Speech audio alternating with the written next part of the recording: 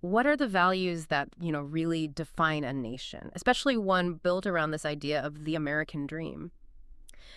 Today, we're doing a deep dive into something with pretty significant implications, mass deportations in the United States. Yeah, it's a complex topic. And we're basing this exploration on a specific article. It's called The Shadow of Mass Deportations and America's Decline.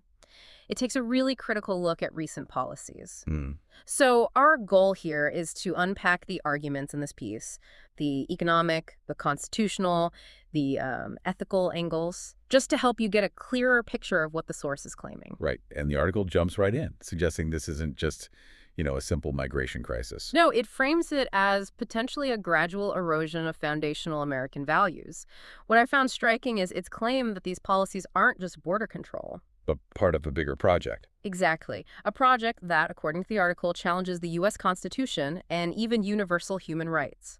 It really sets a dramatic stage from the outset. Yeah. The implication is a fundamental shift away from, well, what the article sees as the core idea of a nation built by immigrants. Yeah. And it makes you ask, okay, if the source claims it as a project, what does it say is the real driving force behind it all, beyond the official reasons given? That's the key question the article tackles. It argues the usual justifications, national security, drugs, protecting jobs, are, in its words, simplistic and dangerous.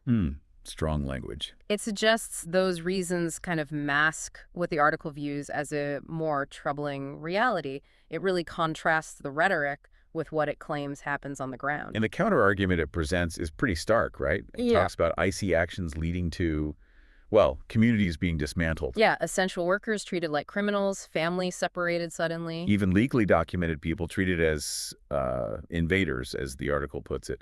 It makes a point to say many targets aren't criminals or terrorists. No, it explicitly says they are parents, mothers, children, workers. The core point there seems to be that the real impact completely contradicts the stated goals, according to this source. Right. And it tries to make it very human, focusing on specific groups it says are targeted. The quote is quite evocative. Yeah. The invisible faces who harvest the food on your table, clean the hospitals where you are treated, build the buildings where you work. Care for the gardens you enjoy, and feed the industries that still move this nation. It really positions these individuals as, well, essential. Absolutely. Now, the article shifts gears a bit here. It says it's not just about the human cost or the ethics. Right, it gets into the economics. And this is where it presents some, frankly, staggering figures. It argues these aren't abstract consequences, but potentially huge economic ones. Yeah, it leans on studies, mentions the American Farm Bureau, the Migration Policy Institute. And what do they project? Well, according to the source, potential losses in the trillions of dollars to the U.S. economy if there's a mass removal of immigrant labor. Trillions. Trillions. That's Yeah. significant. The article's point seems to be that the economy is way more reliant on this workforce than maybe people realize. Definitely. And it gives examples to back that up. Like agriculture, right. What was the figure? Over 70% dependence on undocumented workers, according to the article, and construction, over 50%. Wow. So huge percentages. And then hospitality, cleaning, childcare. It says the dependence is even higher there. It paints a picture of whole sectors being deeply intertwined with this labor force. Okay, so if that workforce disappears, what does the article predict happens next? It talks about cascading effects. Removing that labor without planning, replacement, or considering their structural role, the article predicts it leads toward a declared collapse. A collapse. How would that look? It suggests it would be sort of invisible, silent, but devastating. Things like the cost of living going up because of labor shortages. What sense? Food scarcity, maybe, if agriculture's hit hard. Yeah. Lack of skilled labor in certain areas, inflation for essential services, and just general disorganization in key sectors, health, security, transport, sanitation. The takeaway from the article is that the economic fallout wouldn't be isolated, it'd be widespread and deep. So that's the economic picture the article paints, and it pivots again, right, to Right. the legal foundations. What does all this mean for U.S. law? It argues there are major constitutional contradictions at play. Okay, walk us through that. Well, the source brings up the Constitution, specifically the 5th and 14th Amendments. Guarantees of equality, due process, protection against discrimination. Right, basic principles. And it notes that courts have consistently said that even non-citizens have fundamental rights, especially if they're on U.S. soil. The article uses this as the standard. But then it claims these principles are being bypassed. How? It alleges that presidential decrees are used to kind of get around them. Yeah. It lists things like administrative arrests where people don't have a right to a lawyer, accelerated deportations without proper hearings, documents being withheld, and it even claims violations of rights for actual U.S. citizens and green card holders sometimes. So the argument is that these aren't just one-offs, but a pattern. That seems to be the claim. It presents it as systemic, and it offers an example. Which is? Cases where legal residents were apparently deported by mistake or had their status revoked without a fair hearing. The article argues this isn't just bureaucratic error. What does it say it is, then? It calls it an institutionalized machine of expulsion based on intolerance, fear, and prejudice.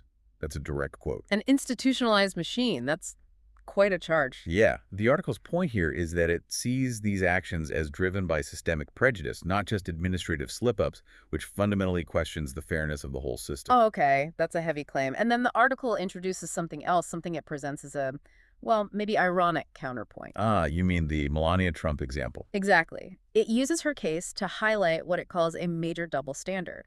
Yes, the article gets quite specific there. It contrasts the treatment of, as it says, millions of honest, hardworking, and essential immigrants with Melania Trump's own immigration story. What does it claim about her story? It mentions she came in on an O-1 visa, that's the one for extraordinary ability, and it says there are strong indications she worked illegally, initially, during her first few months in the U.S. Right. And then it draws a comparison. It says, well, if the laws were applied as strictly to everyone, she might have been deported back in the 90s. Along with her parents. Yes, who it notes later benefited from family reunification, sponsoring family members, Oh. A policy the article points out Donald Trump has criticized and wants to end. So the article is essentially saying, look at this disparity. Pretty much. It calls it a glaring double standard. And it uses this to argue that the whole project, from its perspective, isn't really about lawfulness or justice. What does it say it is about, then? In the article's view, control, exclusion, and political manipulation. It uses that example to really hammer home its critique of the alleged intent behind the policies. Okay.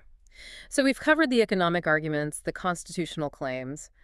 Where does the article take this ethically? What does it say about the soul of the nation? It sets up its ethical argument with a definition of national greatness. Which is? It says, the greatness of a nation is not measured only by its military power or GDP, but by how it treats the most vulnerable. That's the lens it uses. That's a clear standard. And applying that standard, what's the article's conclusion about the current situation? It argues that America, which historically presented itself as this land of freedom and opportunity, is now under what it portrays as a government that persecutes and divides, heading towards a, what does it call it? A moral and institutional precipice. A precipice, so a dangerous turning point. That's the sense you get. It frames it as a really profound ethical moment for the country. Does it elaborate on why it sees mass deportation itself as ethically problematic? Oh, definitely. It doesn't just say it's ineffective. It uses words like cruel, unjust, and counterproductive. Strong words. And it argues it's a direct attack on the social fabric of communities that have been contributing for a long time. It even calls it an invitation to authoritarianism. An invitation to authoritarianism. An invitation to authoritarianism. How so? Because, the article claims, these policies normalize using state force against civilians, they tend to criminalize poverty, and they legitimize prejudice, turning it into public policy. That's the core of its ethical critique. Wow. Okay, so we've really unpacked a lot there. The economic, constitutional, and ethical arguments laid out in this article, the shadow of mass deportations and America's decline. It certainly paints a complex and highly critical picture. It really does. And ultimately, the article seems to challenge all of us, to think about what truly defines a nation's character, beyond just the policies themselves. It sort of pushes that question of collective responsibility. Yeah, the source definitely implies that history will look back on this period, and it suggests responsibility isn't just on politicians, but maybe also on those who remain silent or benefited from the situation. It ends with this really powerful call to conscience, aimed squarely at the American people. It does. It leaves you with that final thought. Because in the end, the immigrant you reject today might be the pillar that sustains your freedom tomorrow. It definitely gives you something to reflect on how that idea fits with your own understanding of national values and, well, the future.